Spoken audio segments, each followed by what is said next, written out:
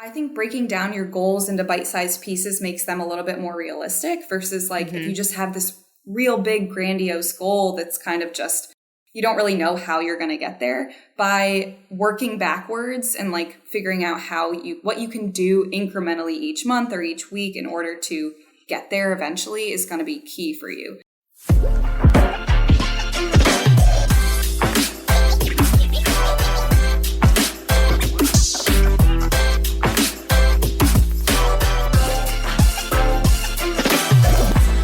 Hey guys, and welcome back to the First Hustle Then Brunch podcast. I'm so excited because today I'm speaking with Taylor from Imperfect Taylor. Taylor started her Instagram account 3 years ago to document her debt-free journey and officially paid off $60,000 worth of student loan debt in 2020. Since then, she's been creating content around personal development with a focus on the topics of money, health, and career for determined women everywhere. Hey Taylor, welcome to the podcast. Thank you so much for having me. I'm so excited to be here. I know. I was excited about this. So before we get started, how about you tell us a little bit about your money story and how you got to where you are today? Sure. So my money story started back in 2015 when I graduated college. I went to school in Virginia. I knew I was going to have student loan debt, but it didn't really hit me until 6 months after I graduated because I had a grace period, which meant I didn't have to make any student loan payments, which I'm sure you know. And then my student loan payments started kicking in like November of 2015. And I realized for the first time that I had $60,000 of student loan debt. Yep. Remember that moment. Oh my gosh. So I was really worried about it when I first learned that I had that much debt, but it didn't really like resonate with me. I didn't really understand what I had gotten myself into. So for the first 2 years after like graduation, I kind of just lived as normal. I really thought debt was normal, especially student loan debt. A lot of people had told me, oh, like everybody has it, you'll pay it off eventually. So yeah, for the first 2 years after college, I moved to a new city, started a new job, was getting my paychecks for the first time ever. And ignorance is bliss kind of thing. And I spent a lot of money and I made minimum payments on my student loans. I think my minimum payment was like $350 at the time. So I was just doing that every month. And then I got a new job after working 2 years at my first job as a data analyst. And I'm not really sure what sparked everything for me, but I think maybe it was just the increase in pay that I got, a little slight bump increase in pay.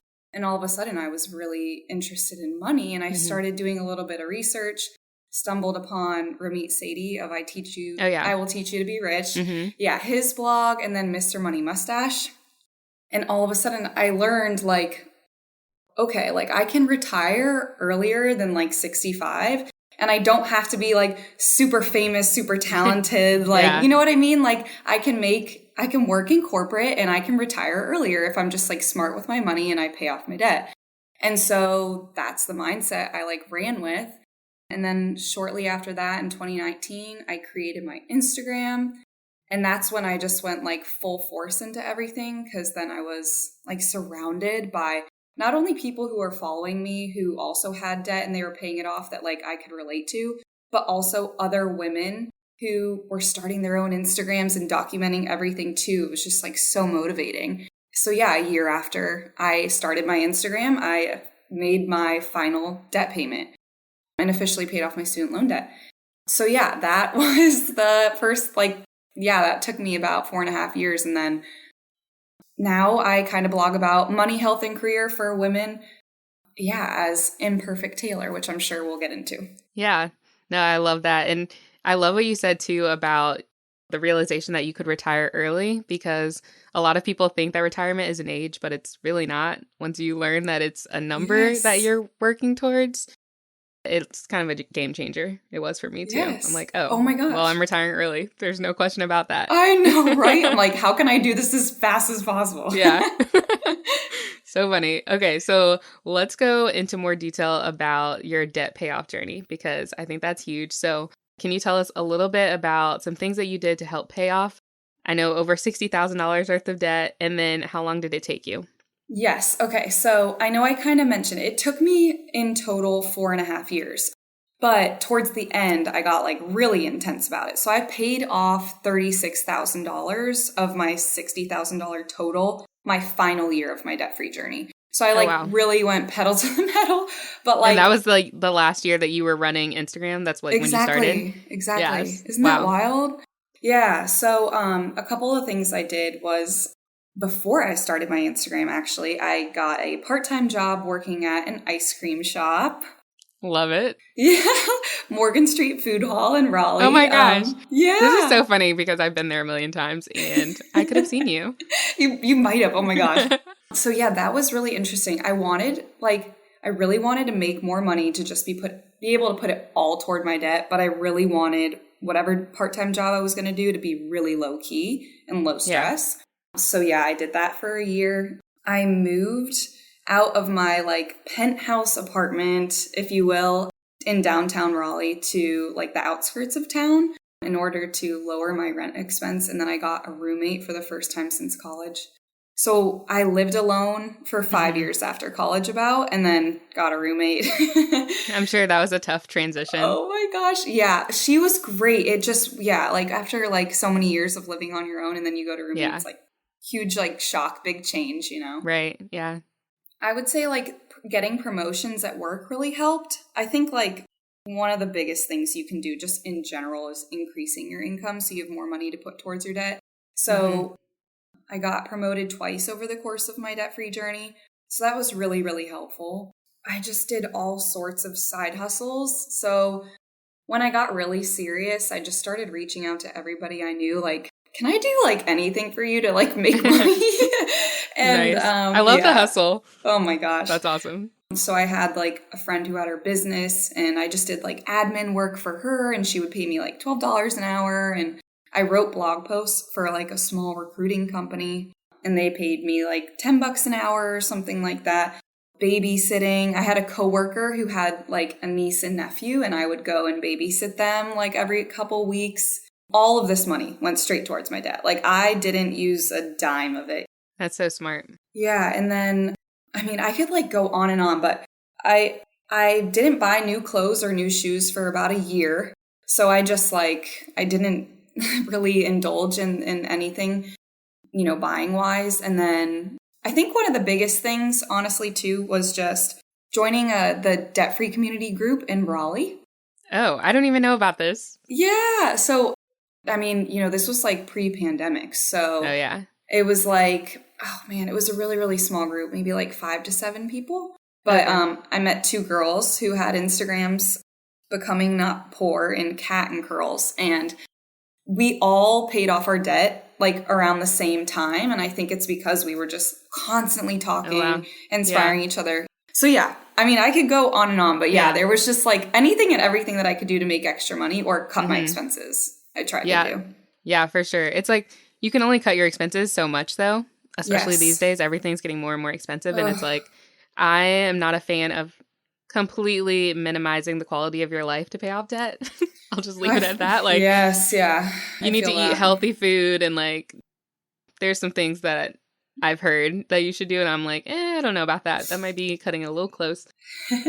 But increasing your income is huge because I feel like that is just such a powerful tool. You can have, more money to pay off debt, save. Like there's so much that you can do when you increase your income. So yeah, that's huge. And of course, the support.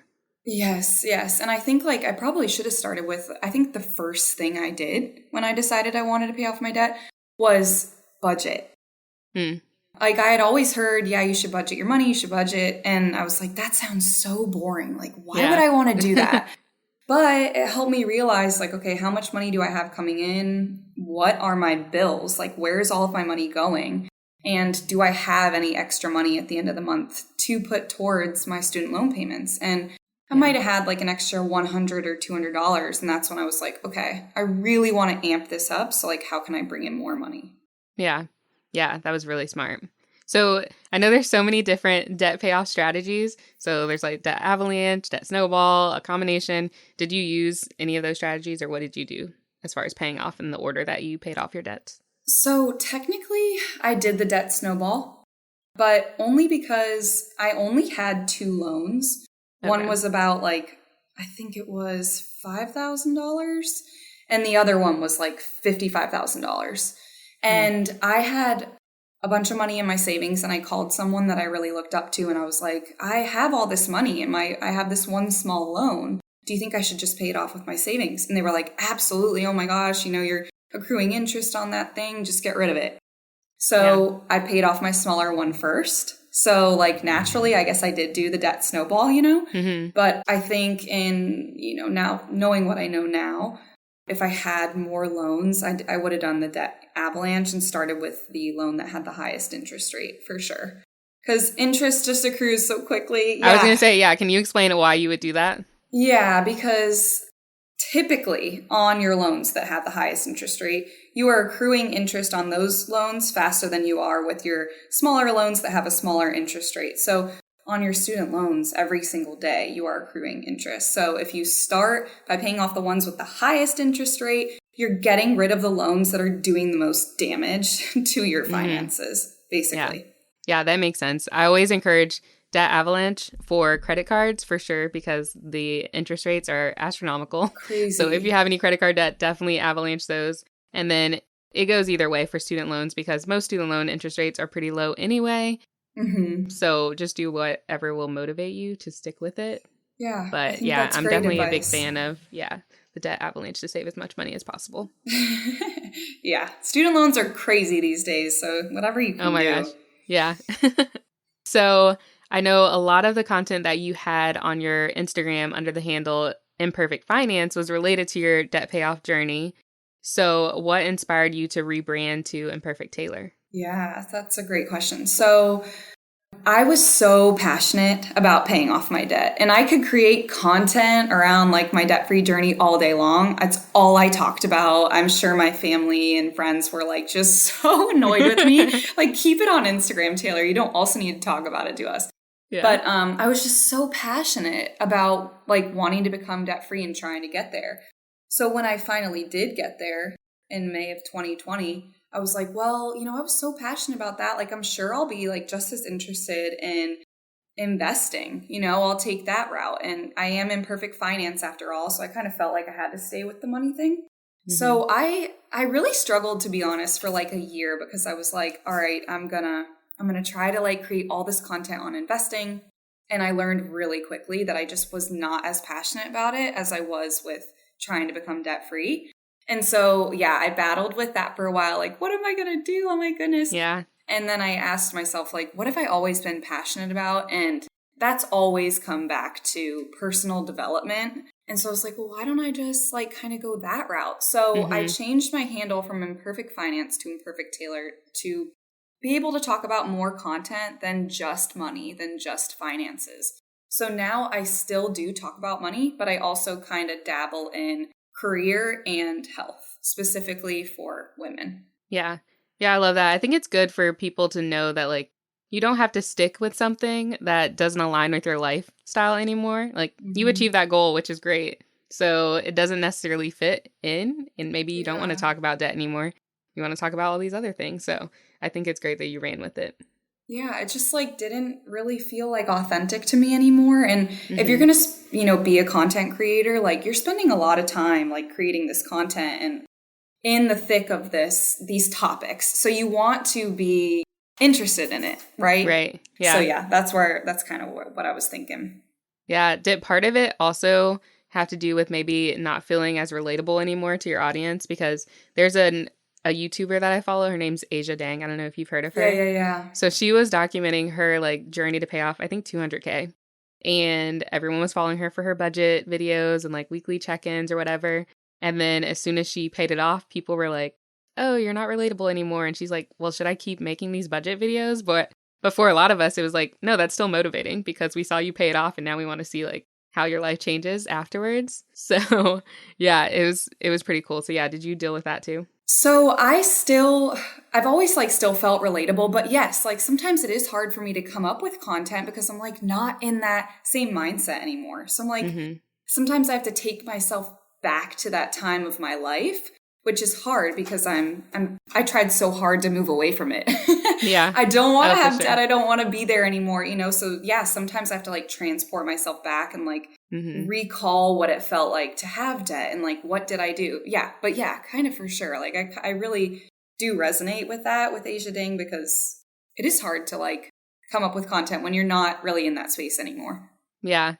Yeah. And I think it's not fair, honestly, for followers and just people to expect you to still stick with something that doesn't fit your life right now. So, Right. yeah, And it's just I not think, fun. It's just not as fun. Like if you're not into it, right. like it's like, oh, Yeah. so. No, it's actually funny because so when I started First Hustle Then Brunch, it actually started out as like my debt payoff journey, like blog. So I was giving updates every month on my budget and how much I paid towards debt, whatever.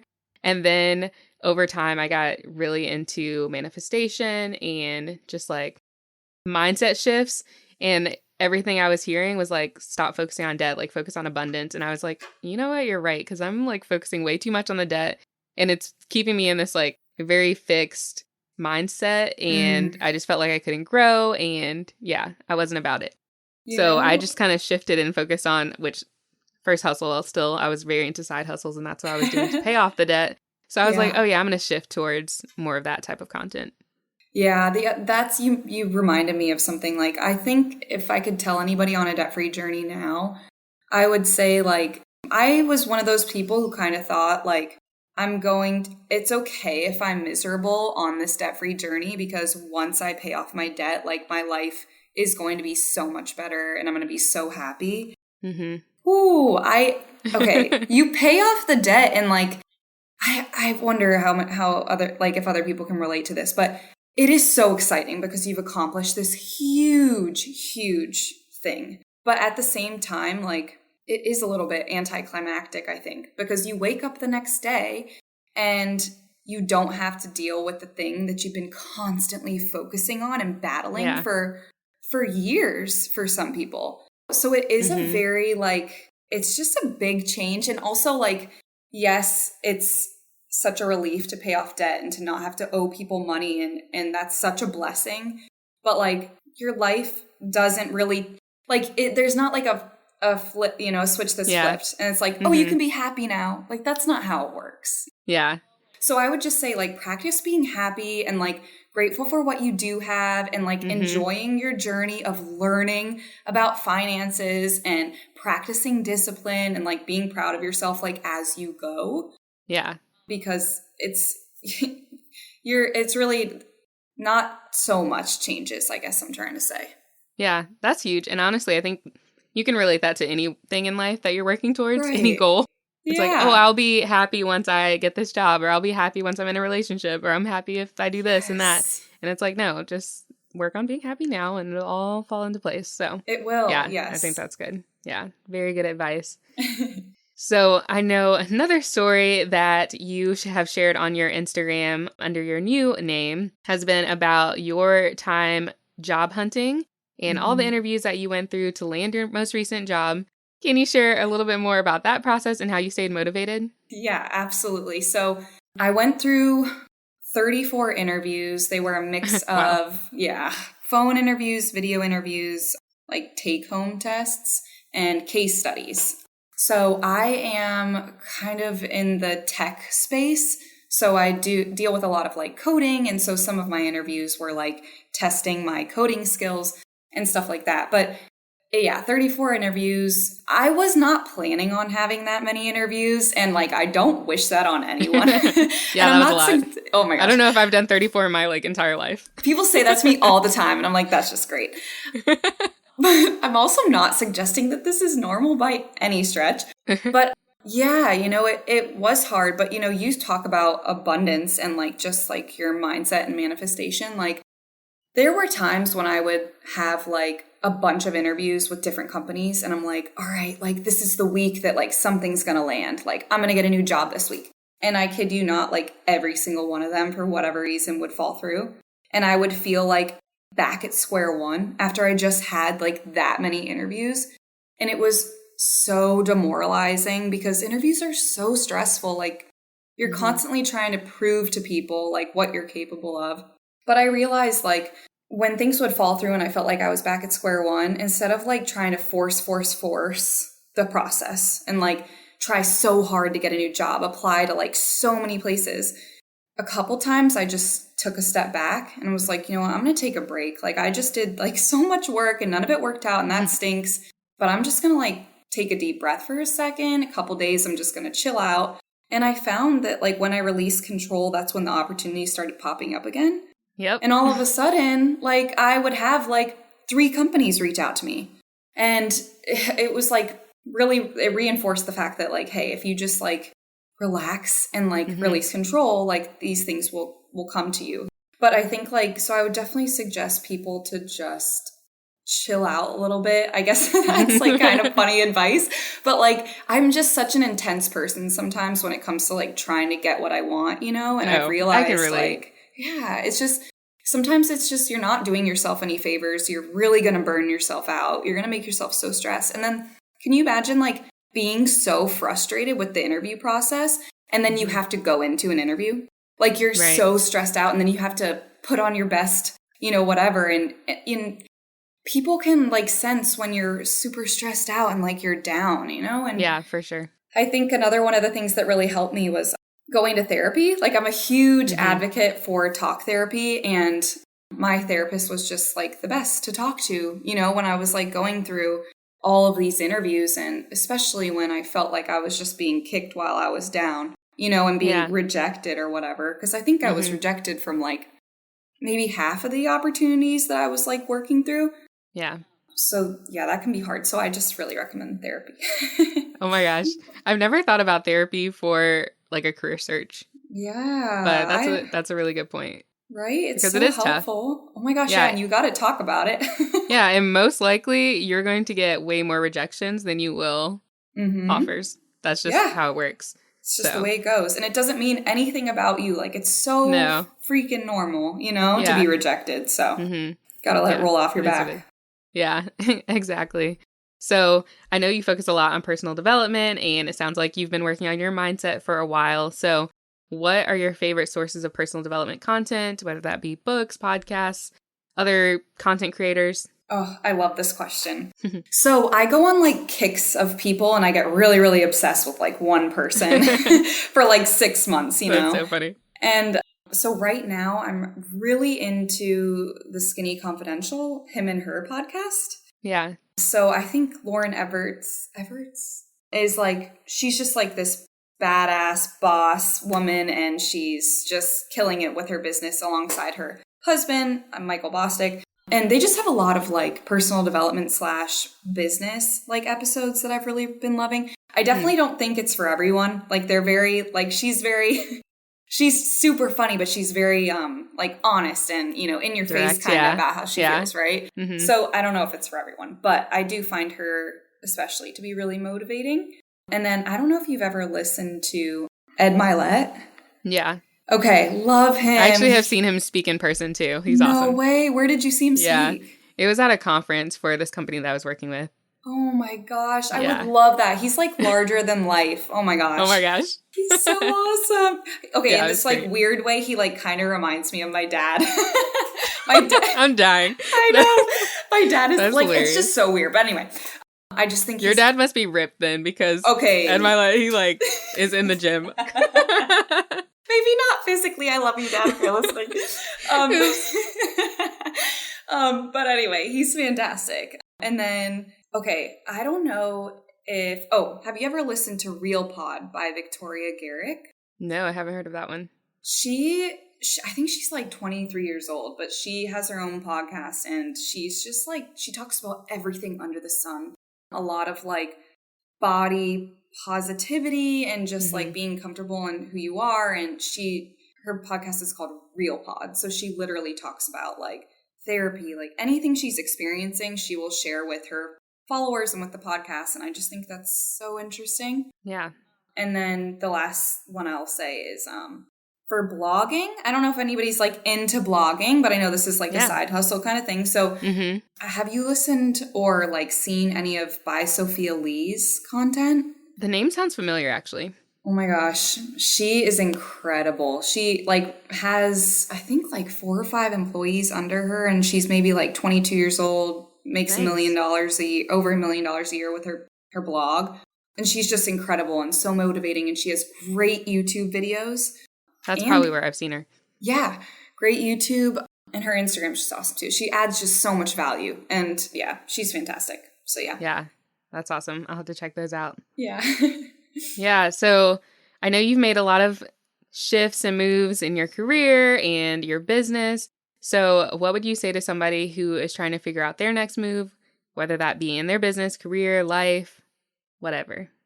Yes. Okay. So I would say figure out where you want to go in the future and then work your way backwards in order to figure out how to get there. So for instance, if you want to pay off $10,000 of debt, figure out, like by the end of the year, figure out how much you have to put towards your debt each month until the end of the year in order to get there.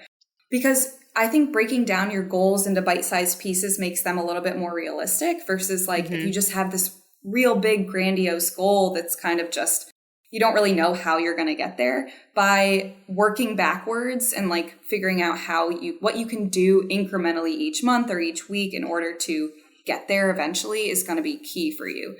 Mm-hmm. Same goes like if you want to be promoted at your job. You know, like what do you have to do in order to get there? Who do you have to network with? What kind of projects do you have to work on? Like what kind of people do you need to meet, talk to? How can you up-level your skills? What skills need to be up-leveled?